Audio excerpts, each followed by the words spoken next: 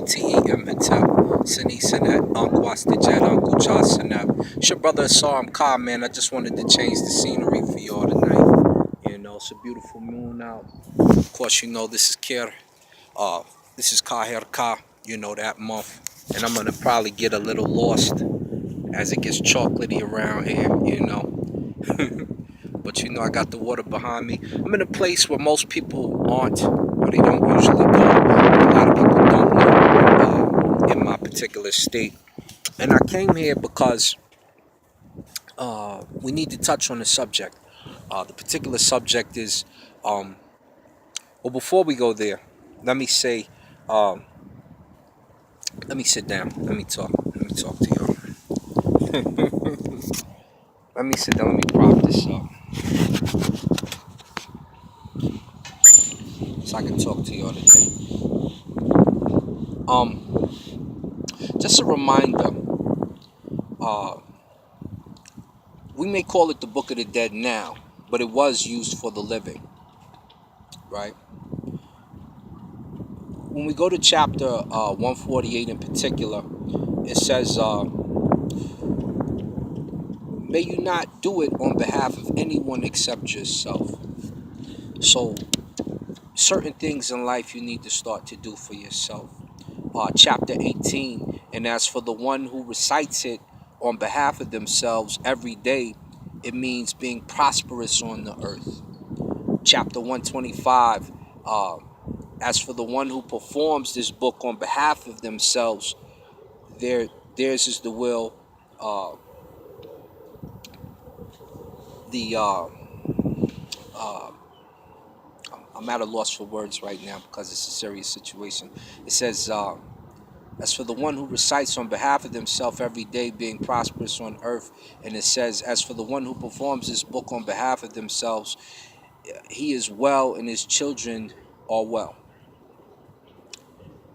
And then chapter 16 and 17, it says, as for the one who knows this book, he goes forth by day and goes on earth among the living without having ever perished, a matter a million times true. And I'd like to dedicate the show today to my brother and sister Robert and James, Robert James and Aunt Sharia James, and their beloved daughter Amaya, as they're experiencing something that a lot of families go through. When a teen wants to commit suicide, or when a teen feels a certain way, right? And when we talk about suicide, in ancient Kemet, we don't have a lot of examples of suicide, as we know the Ramech people loved life, right? So when we go, I have to dig kind of deep to find a situation that befits them. Not that we don't have any, because we have plenty, but it's just not something that was adorned in most cases. But we can't pretend like it wasn't there.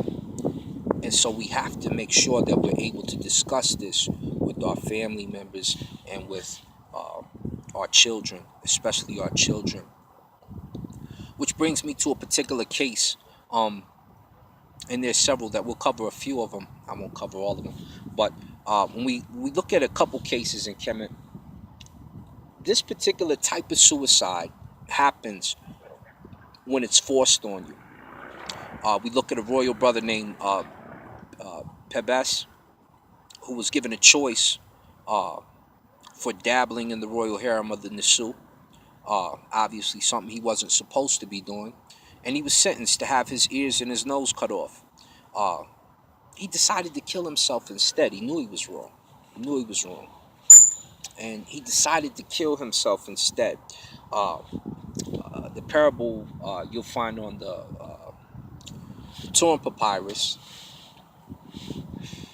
And it says, this great criminal Pebes, formerly butler, the punishment was executed upon him, right?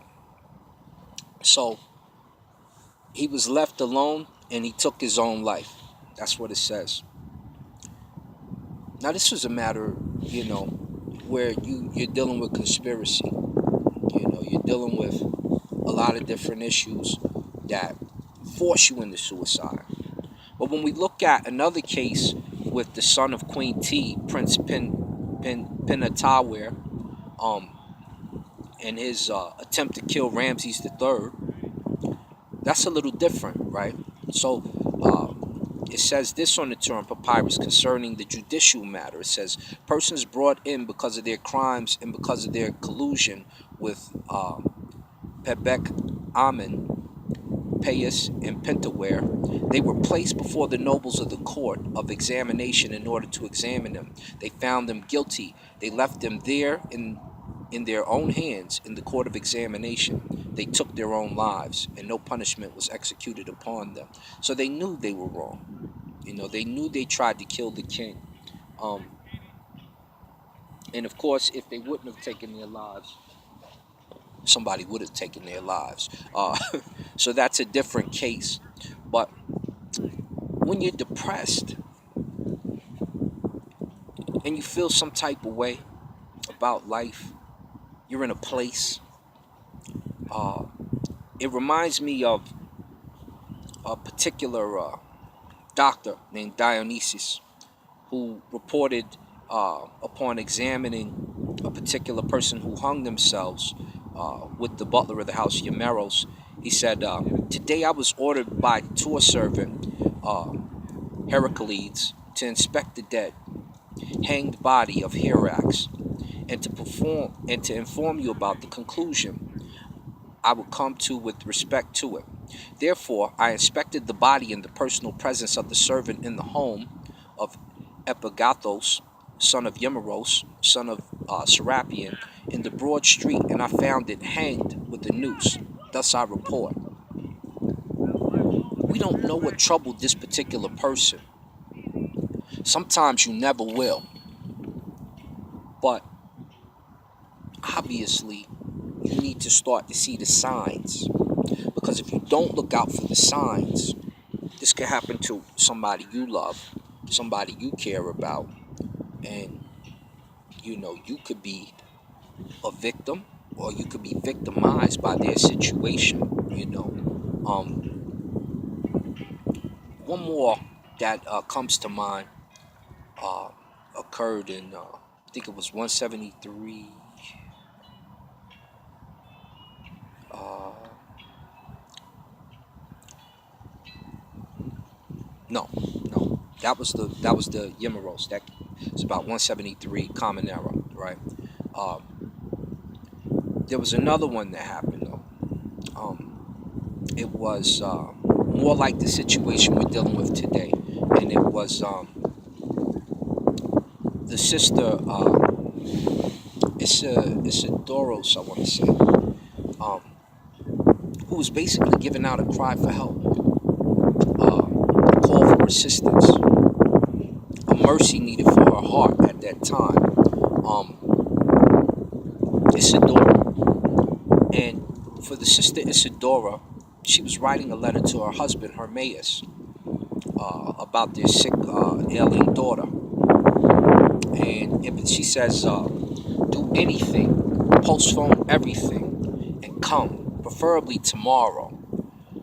The baby is ill. It has become thin. It is already 200 days since you went away. I fear she will die in your absence. Know for sure, if she dies in your absence, be prepared that you do not find me hanged. So this is your daughter going through a situation. And in particular, this is Isidorus' daughter going through a situation. And Hermaeus, her husband, you know, who's gone for almost the whole year, 200 something days. So you have the outcry. And it's important to see the signs when you get an outcry of that nature and that aptitude. So you have to be on the lookout for signs like this, right? So this is why when I speak to my partner Rob's and Aunt Sharia's daughter, uh, when I speak to you, Amaya, because that's who I'm talking to, we hear you. We hear you, little sister. And it's important that you talk. to those that you feel you can trust, those who listen to you, and those that love you, which we all do. And we have to look for the signs in you, because you might clam up. And I'm talking to all of y'all who may have a member going through a situation of this nature. So if you see them start to clam up and get kind of to themselves, that's the time to talk to them. They don't know how to open up. They don't know what to say. They don't know how to be. This is when you need to lend that sejum, that ear, that comforting ear, so they can hear your voice and know that there's a net around them. They have a safety and a security net around them. Their family does that. Yes. I'm saying listen more. And it may not be what you want to hear. And you may come with a verse from Jesus. You may come with a verse from Allah. You may come with the verse from nature. But what you need to do is listen before you try to drop a maxim, right? Because it becomes hard for them to express themselves if you constantly chastise them. Constantly want the soul to do what you want it to do instead of letting it be what it wants to be. Now, if it wants to be something that is not becoming, that's when you definitely have to step in. And it's always good to continue to drop gems on them as they grow up. And force in certain situations, not all though. You have to let a soul grow how it's going to grow, When a soul feels like it has nowhere to turn, that's when it will turn on itself. That's when it will try to find that way out that is not the normal way that it should exit the world. It should be able to travel unhampered, as we say, as the everlasting lords. How can you travel unhampered when your whole life you've been hampered and pampered? You understand what I'm saying? So there's certain things and certain ways to go about things when a loved one is in trouble. It just seems like nothing seems to go right for this person in their mind. So if you are that person and you just, oh my God, everything is, everything just seems like it's collapsing. The whole world sits on your shoulders. Look within. Look within. The answer is inside. Talk to I tell you, musicians, broadcasters, and I said musicians, and psychiatrists talk to themselves, which a lot of people may find strange. We talk to ourselves. And the reason we talk to ourselves is because we know by talking, we may work out the problem for ourselves. We may say the right thing and then start to act upon what we say to ourselves. And these are the things that you need to look at. Sometimes you need to go to that mirror and you need to just have a conversation about the things that happened in your life. Just have a conversation. Just talk to yourself. Go meditate, sit down with yourself and think it through. Because when you start to think it through, you start to make sense of what you need to do. No one loves me. It's all my fault. Where should I turn? These are the types of questions you're going to have to start to ask and answer yourself as I begin to disappear in the night. And I love it. Cover me. My mother Nuke covers me. But it brings me to another portion in Ancient Kemet, which you see me fiddling with in this computer. It's called The Discourse with a Man and His Ba.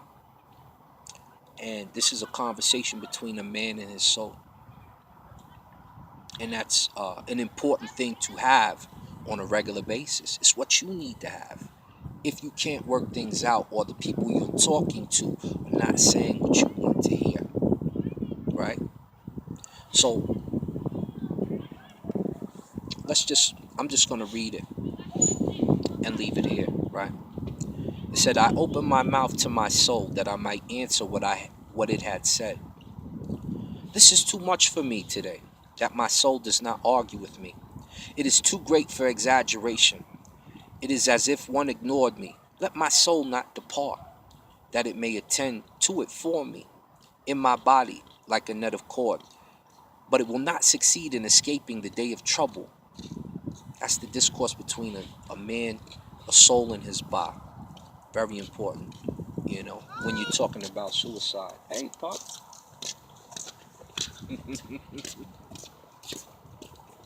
Family walks by as we speak. That's how it begins.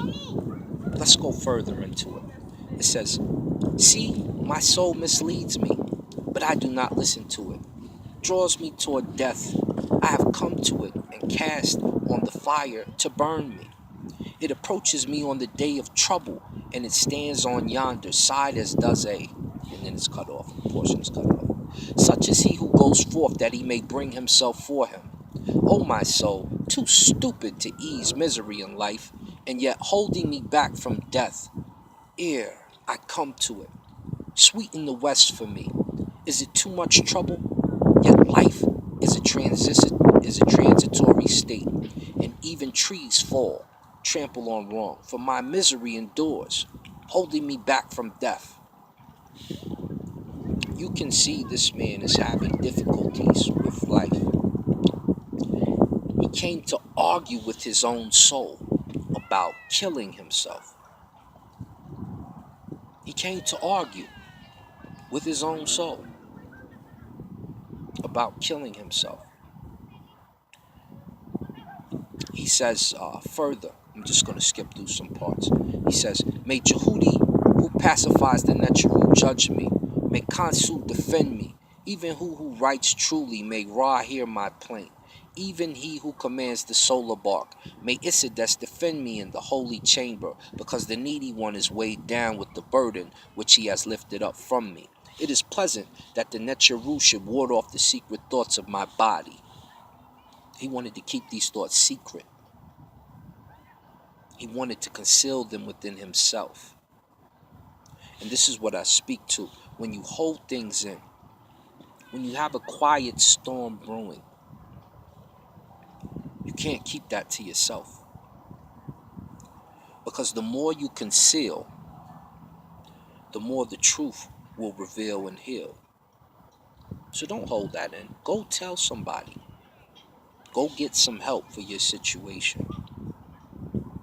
You can always turn to friends and family. And if you can't, turn to that mirror. Talk to yourself. Talk it out before you commit an act of that nature. Make sure you weigh all the options before making that place in the West. Remember who you are and be an Asar.